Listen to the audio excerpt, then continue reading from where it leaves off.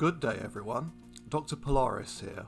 The aardwolf is the common name for a small insectivorous hyena-like animal, Proteles cristatus, characterised by a dog-like appearance, hind limbs shorter than the forelimbs, 5 digits on the forepaws, a mane along the back of the neck that can be held erect, several black stripes on the body and legs, and less powerful jaws than the similarly appearing striped hyena. The name Aardwolf means earth wolf in Afrikaans. The aardwolf lives in the scrublands of eastern and southern Africa. These are the areas of land covered with stunted trees and shrubs. The aardwolf hides in a burrow during the day and comes out at night to search for food. While related to the hyenas, unlike its relatives, the aardwolf does not hunt large prey. Instead, this unusual animal is a mass feeder of insects. It feeds mainly on termites and can eat more than 300,000 in a single night, using its long sticky tongue to collect them.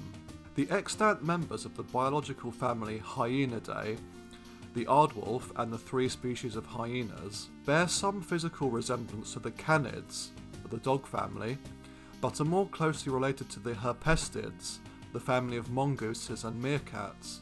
The aardwolf is the only surviving species of the subfamily Protelinae, while the other extant members of Hyenidae belong to the subfamily Hyenae.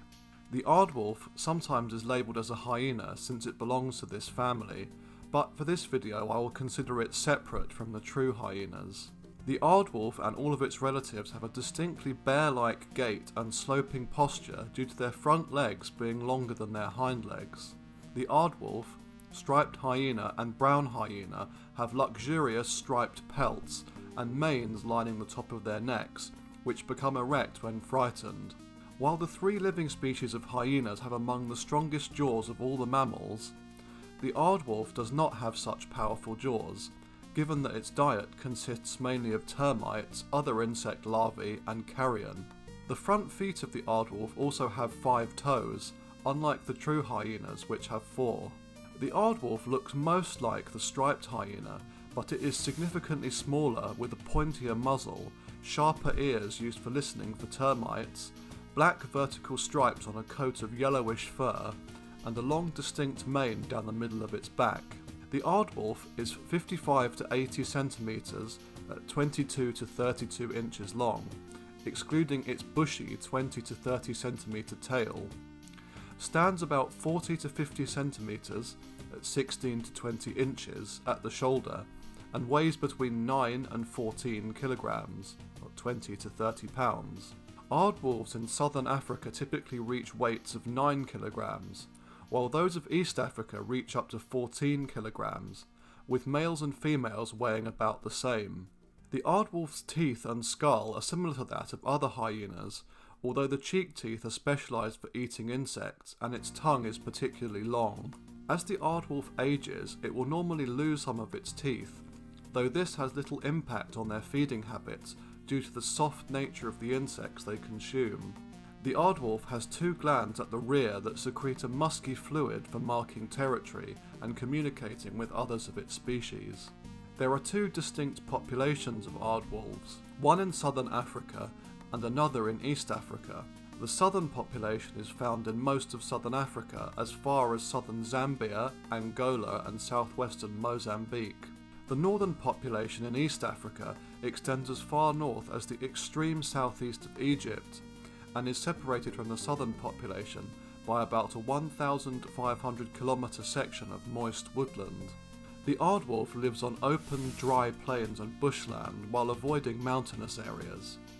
Generally, the aardwolf prefers grassy plains. Due to its specific food requirements, the animal is only found in regions where the termites of the family Termitidae occur. Termites of this family depend on dead or withered grass and are most populous in heavily grazed savannas, including farmlands. For most of the year, aardwolves spend time in shared territories consisting of up to a dozen dens, which are occupied for 6 weeks at a time. Aardwolves are shy and nocturnal, sleeping in underground burrows by day. They normally use existing burrows of aardvarks, old world porcupines or spring hares, despite being capable of creating their own. An aardwolf can consume nightly up to 300,000 harvester termites by using its long tongue. Rather than digging into the mound, they wait for the termites to move to the surface and then consume them straight off the ground. Aardwolves take special care not to destroy the termite mounds or consume the entire colony, which ensures that the termites can rebuild and provide a continuous supply of food. They will often memorise and return to nests to save the trouble of finding a new one.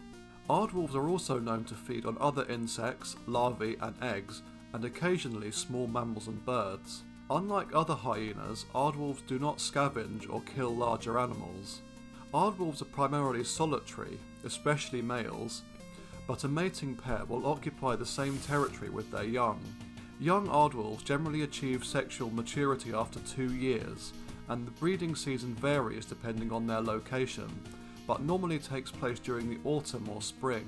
During the breeding season, male aardwolves will search their own territory as well as others for a female with which to mate. This can often result in conflict between two males when one has wandered into another's territory.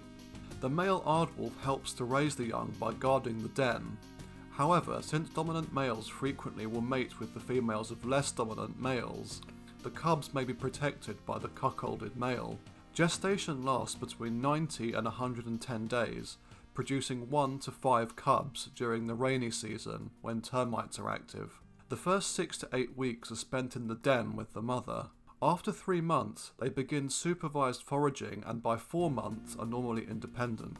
It is a shame that the aardwolf is so little known outside of Africa, as they really are quite adorable, charismatic animals, so unlike the stereotypical view of hyenas being dirty, menacing scavengers. Anyway, thanks for watching everyone.